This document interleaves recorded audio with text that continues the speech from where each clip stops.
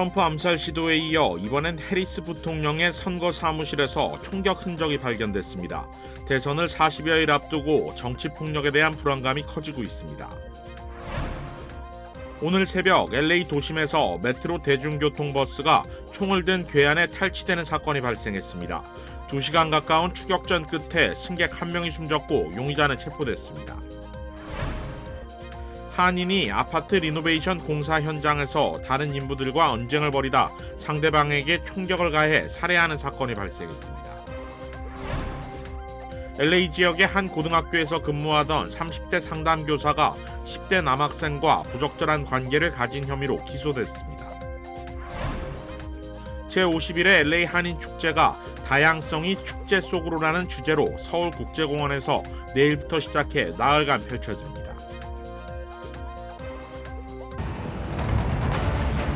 기아 터보 하이브리드는 당신이 시도하지 못한 일을 가능하게 합니다. 먼 길을 운전해 도착한 원정 경기에서 갖는 멋진 테일게이트 파티처럼 말이죠. Brisket anyone?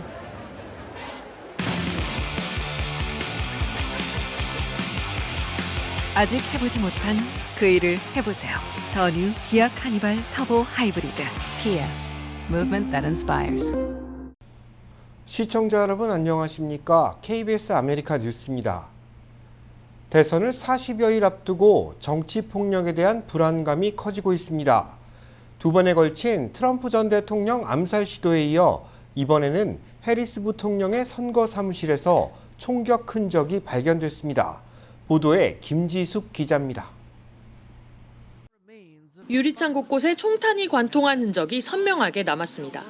현지 시각 23일 미국 민주당 대선 후보인 해리스 부통령의 애리조나 선거 사무실이 총기 공격을 당했습니다. 사무실에 아무도 없던 밤사이에 총격이 이뤄져 다친 사람은 없었습니다. It's a scary thing. I can only imagine how the staff who work in that office are feeling about going back to work. 이번이 두 번째 공격으로 지난주에도 비비탄이나 공기총으로 추정되는 공격이 발생했습니다. 특히 오는 27일 해리스 부통령의 애리조나 방문을 앞둔 가운데 총격이 발생하면서 과열된 선거 분위기가 정치 폭력으로 번진다는 우려가 커지고 있습니다. 초박빙 판세 속에 공화당 후보인 트럼프 전 대통령을 향해서는 이미 2차례 암살 시도가 있었습니다. 실제로 최신 여론조사에서 두 후보 간 격차는 작게는 1%포인트, 많게는 6%포인트로 나타날 만큼 한 치 앞을 내다볼 수 없는 역대급 대결이 펼쳐지고 있습니다. 이런 가운데 미 의회는 트럼프 전 대통령에게 바이든 대통령과 같은 수준의 경호를 제공하는 내용의 법안을 전원 찬성으로 통과시켰습니다. 정치 폭력에 대한 초당적 대처인 셈인데 이미 하원을 통과했기 때문에 바이든 대통령이 서명하면 곧바로 발효됩니다. 정치 혐오 문제가 미 대선 막판 주요 변수로 떠오른 가운데 총기 규제 여부를 둘러싼 양 진영 간 논쟁도 더 격렬해질 걸로 보입니다. 워싱턴에서 KBS 뉴스 김지숙입니다. 오늘 새벽 LA 메트로버스가 총을 든 괴한에 납치되는 사건이 발생했습니다.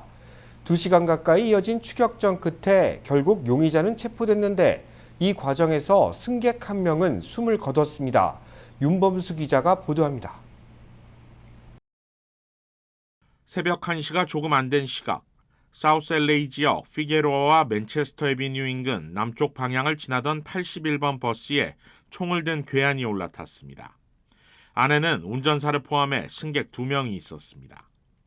운전사가 몰래 비상 버튼을 눌렀고 버스 외부에 장착돼 있는 전광판에 노선 번호 대신 긴급 상황임을 알리는 911 신호 신고가 떴습니다. 이후 출동한 경찰이 117가와 피게로아에 멈춰서 있는 버스를 발견했고 경찰이 접근하자 당초 남쪽으로 향하던 버스는 방향을 바꿔 LA 다운타운으로 향했습니다. 1시간 넘게 도심을 가르는 추격전이 이어지는 동안 경찰은 버스를 정차시키기 위해 여러 차례 도로에 스파이크 스트립을 설치했고 결국 오른쪽 바퀴를 파손시키는 데 성공했습니다. 결국 새벽 2시 40분쯤 버스는 LA 다운타운 유가와 알라메다 선상에서 멈춰섰습니다. 경찰 특공대가 버스를 향해 섬광탄을 터뜨렸고 그 순간 버스 운전사는 운전석 창문을 통해 탈출했습니다. This operator continued to operate the bus in as safe a manner as he could under the circumstances, with the police trailing him for an hour before the spike strips finally took effect. 결국 용의자는 체포됐고 버스 안에 있던 승객 한 명도 무사히 구출됐습니다. 그러나 또 다른 승객 한 명은 여러 발의 총상을 입고 쓰러져 병원으로 후송됐지만 끝내 목숨을 잃고 말았습니다. 경찰은 추격 전 과정에서 용의자가 총격을 가한 것으로 보고 자세한 사망 원인을 조사 중입니다. 사건 소식을 보고받은 캐런 베스 LA 시장은 메트로위원회와 논의해 올해 초부터 시행된 대중교통 안전 수칙을 다시 한번 점검하고 강화하겠다고 밝혔습니다. 메트로 당국도 성명을 내고 침착하게 대응한 버스 운전사와 승객을 위해 필요한 지원에 나서고 있다고 밝혔습니다. KBS 뉴스 윤범수입니다. 남미 페루에서 한국인 사학가가 납치되는 사건이 발생했습니다. 그에게 몸값을 요구하던 납치범들은 현지 경찰과의 추격전 끝에 체포됐습니다. 우수경 기자입니다. 경찰차 뒷 유리창이 완전히 깨져 있고 길에는 수류탄이 뒹구는 등 격렬한 추격전의 흔적을 보여줍니다. 현지 시각 25일 페루 수도 리마에서 납치됐던 한국인이 현지 경찰에 구조됐습니다. 범죄 조직에 피랍된 지 하루 만입니다. 페루 내무부는 격렬한 추격전과 교전 끝에 납치범 3명을 체포했으며 이들은 범죄 조직 소속 베네수엘라 국적자들이라고 밝혔습니다. 한국인을 납치한 뒤 거액의 몸값을 요구했던 이들은 다른 장소로 이동하다 경찰의 포위망에 포착됐습니다.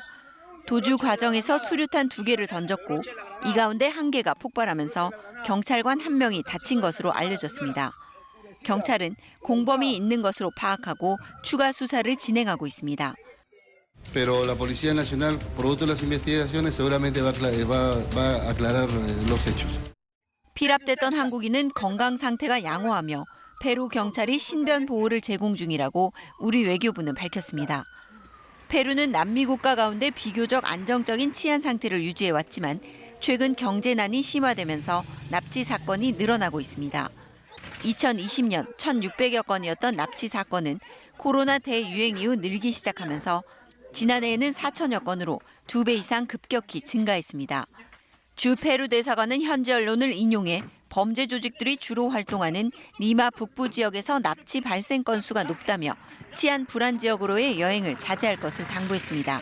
KBS 뉴스 우수경입니다. 네바다주 건설 현장에서 한인 근로자가 총격을 가해 또 다른 한인 근로자가 사망하는 사건이 발생했습니다. 경찰에 체포된 한인 용의자는 살인 혐의로 기소됐습니다. KBTV 전상희 기자입니다. 네바다주 리노 근교의 스팍스 경찰국에 따르면 지난주 1800 블럭 E 스트릿에서 총격이 발생했다는 신고를 받고 출동했습니다. 신고가 들어온 아파트에서 리모델링 공사를 하고 있던 2명의 인부와 김 씨로 확인된 용의자 사이에 언쟁이 오갔고 언쟁 후 자리를 떠났던 김 씨는 총을 들고 다시 돌아와 2명의 인부에게 총격을 가하기 시작했다는 것입니다. 경찰에 따르면 신원이 밝혀지지 않은 피해자는 총에 맞아 병원으로 이송됐지만 사망했습니다. 총에 맞지 않은 나머지 1명의 인부가 김 씨를 제압했으며 이 과정에서 김 씨도 부상을 입었습니다.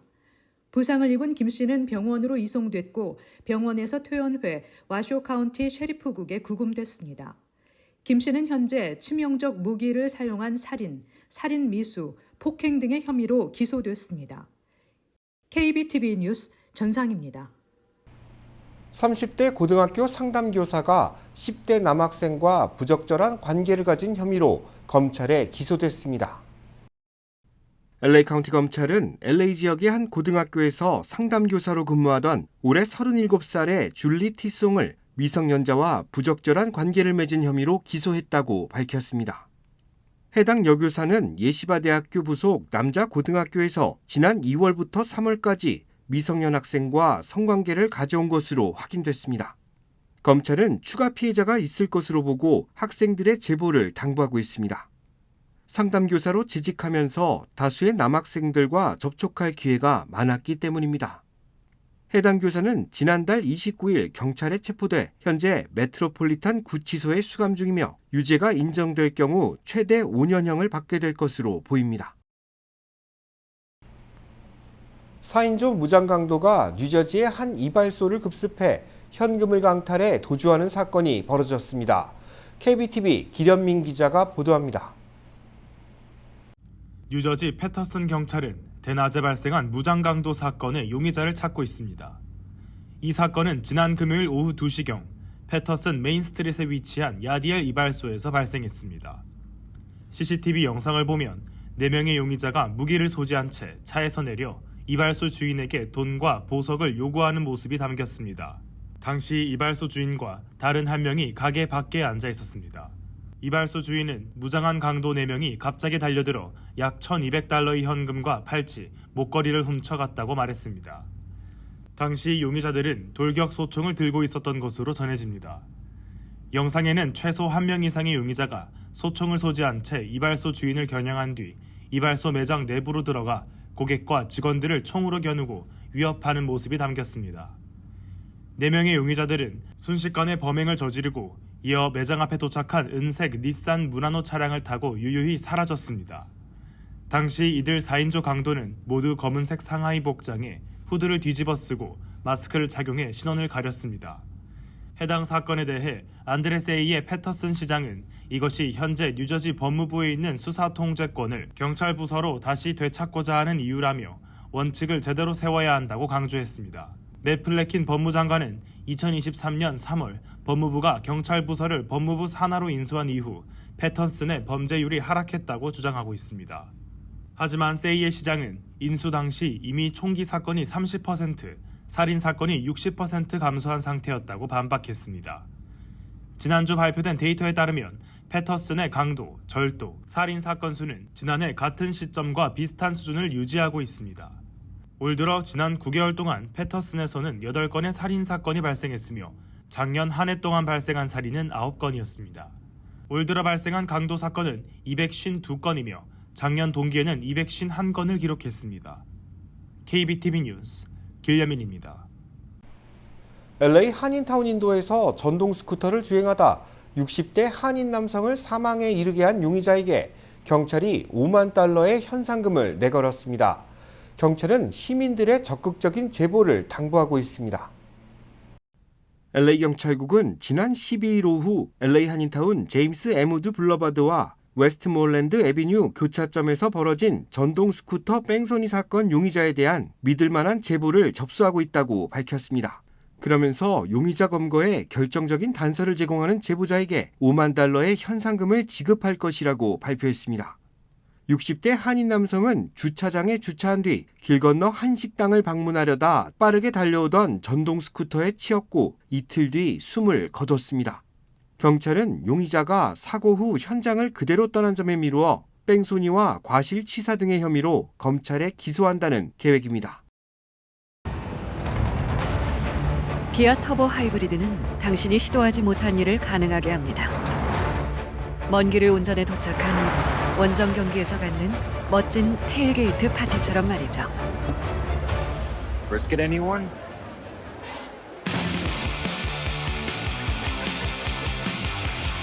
아직 해보지 못한 그 일을 해보세요. 더 뉴 기아 카니발 터보 하이브리드. 기아. Movement that inspires. 중국이 남태평양에 핵탄두 탑재가 가능한 대륙간 탄도미사일을 발사했습니다. 지난 1980년 이후 44년 만의 일인데 미국과 동맹국가를 견제하려는 의도로 풀이되고 있습니다. 보도에 김효신 기자입니다. 중국 남부 하이난섬 상공에 비행체 한 기가 긴 궤적을 그리며 날아갑니다. 중국이 태평양 공해로 발사한 대륙간 탄도미사일 ICBM입니다.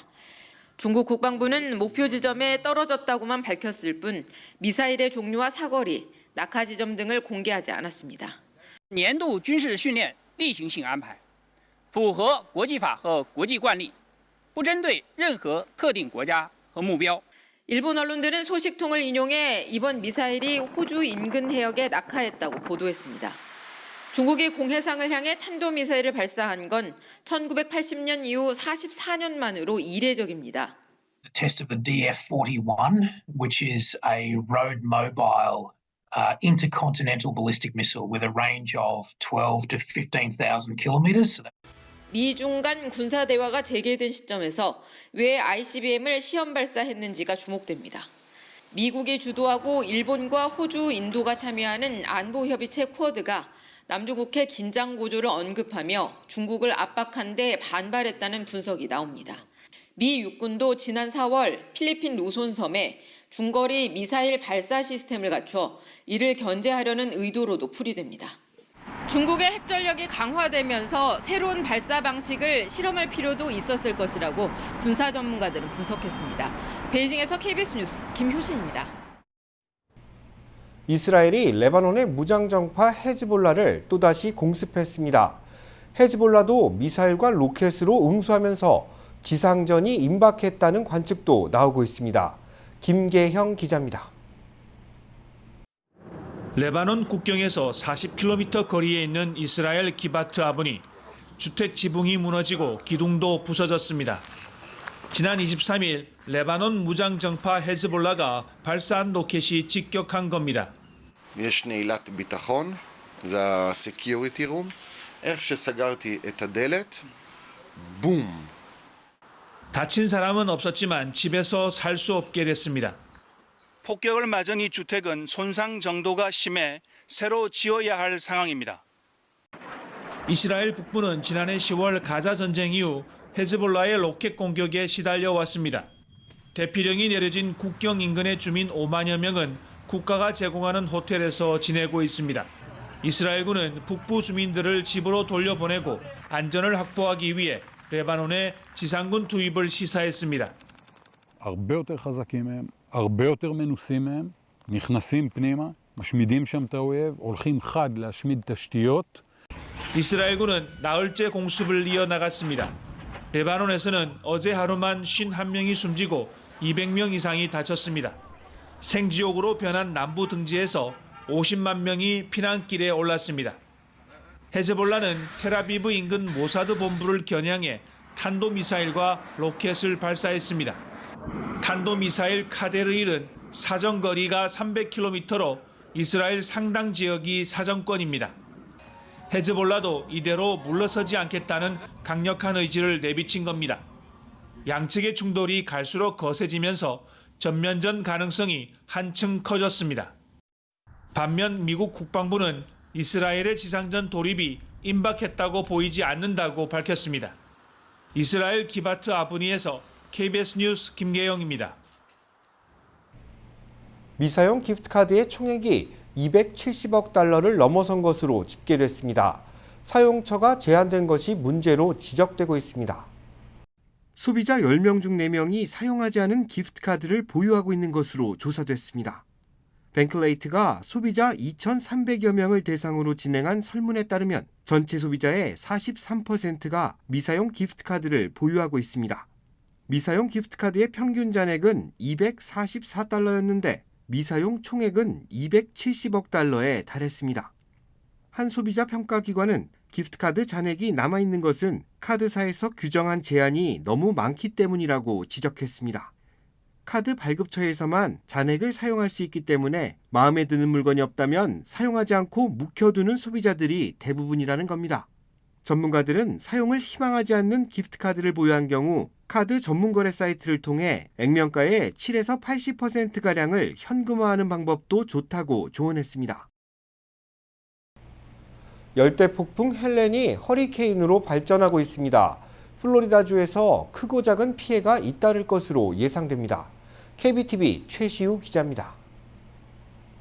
수요일인 오늘 열대폭풍 헬렌은 계속 강해지고 있으며 이번 주 후반에 카테고리 3 허리케인으로 플로리다 걸프 해안을 강타할 것으로 예상됩니다. 국립 허리케인 센터의 업데이트에 따르면 헬렌은 유카탄 반도 북동쪽 해안을 지나가면서 시속 70마일의 지속적인 바람을 동반하여 거의 허리케인 수준에 도달했습니다. 헬렌은 수요일 늦게 허리케인으로 발전할 것으로 보이며 이 폭풍은 멕시코만 동부에서 급속히 강해져 목요일에 메이저 허리케인으로 변할 것으로 예상됩니다. 헬렌은 인구가 희박한 지역인 플로리다 걸프 해안의 빅밴드 지역을 중심으로 상륙할 것으로 보입니다. 트라이스테이트 지역에서는 헬렌의 영향이 없을 것으로 예상됩니다. 고기압 지대가 북동부에 형성되어 헬렌의 잔해를 서쪽으로 주말까지 중서부로 돌릴 것으로 보입니다. 이 고기압은 주말 동안 트라이스테이트 지역에 좋은 날씨를 가져다 줄 것으로 예상됩니다.